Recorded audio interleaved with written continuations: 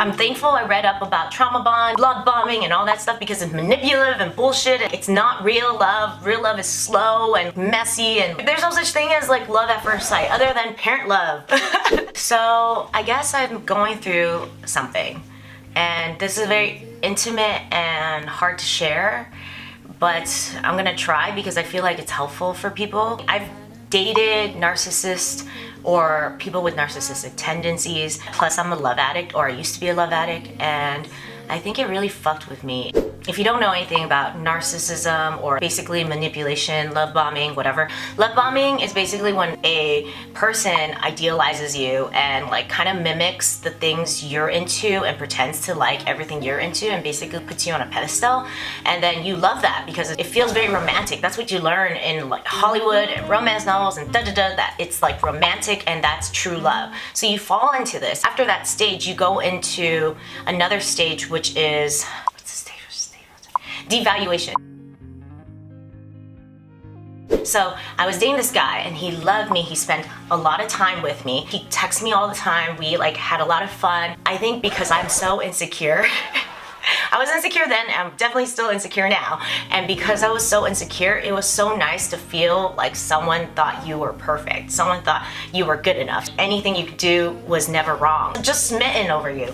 And I just ate it up. It was a nice feeling. And then he started devaluing me. It was just little things and it was subtle. It was like he would slut shame me for the amount of guys I had slept with. It's such a small number, but whatever. He would slut shame me because that was his value or whatever. There was other things too where he would say I wasn't like the most beautiful person in the group we were hanging out with. It was really painful. And then he discarded me, which is really, that was really painful. It's called a trauma bond. They quickly get you to fall in love with them and then they devalue you. It goes into a cycle. Either you get discarded or they love bomb you again and then they devalue you and love bomb you again, or they discard you, which in a way was such a blessing because I'm glad I didn't end up staying with this guy. I mean, yeah, I messed up too in this relationship I'm talking about, but I'm really glad I fell in love with someone more healthy that didn't have narcissistic tendencies, because that's really tough personality disorder. You know, it's like something you can't really change overnight. You need years of therapy and you need to want to grow, and that's just like, it wasn't promising, you know? It creates a trauma bond. I almost came into something like that recently. Like there was this guy, again, I've kind of known him forever, but like I think he finally got to know me, or like he thought I was more attractive now that I'm older. He was idealizing me and I loved it. I think I didn't feel sexy in a long time. Parenthood, you know, you don't wear makeup that often.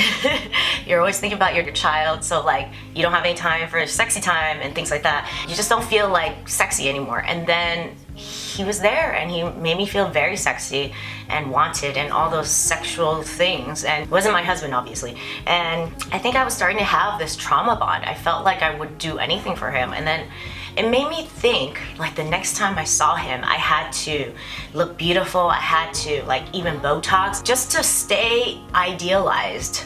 I would have to do all these things to still be perfect in his eyes, and I was like, it's just not real. So then when someone does that to you, it's a manipulation tactic, and they have like a lot of problems. So I'm grateful that I caught that early, and besides I didn't do anything and I'm not cheating on my husband. It's just like a feeling I'm having, and it's okay to have feelings. If you're gonna shame me, that's not okay, because I didn't act on my feelings. I was open to my husband about what happened. We worked on our relationship and it's fine. I mean, I have feelings of cheating and I didn't cheat. That's fine, okay? Like you can always have these feelings as long as you're not acting on it, or you're using those feelings to navigate how you can work on your relationship. Oh, that's good. So don't shame me for having feelings. And also no one should be shamed for having any feelings as long as you're not acting improperly on those feelings. So anyways, that's a whole nother video.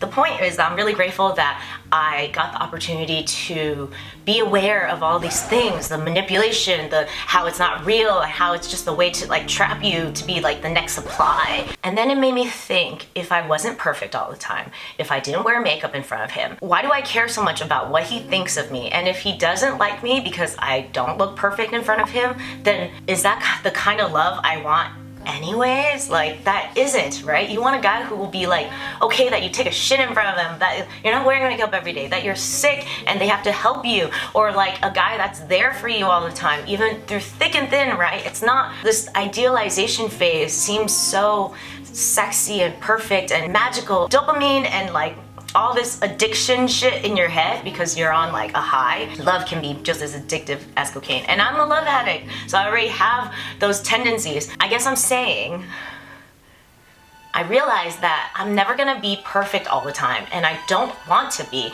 I want to be more able to be imperfect. I want to not have to wear makeup all the time. I don't want to look sexy all the time. I don't want to look cute all the time. I don't need to be upbeat all the time and like perform and produce. I don't want to do any of that all the time. I want to be loved without that. And I think it's sad that I care that I'm disappointing him.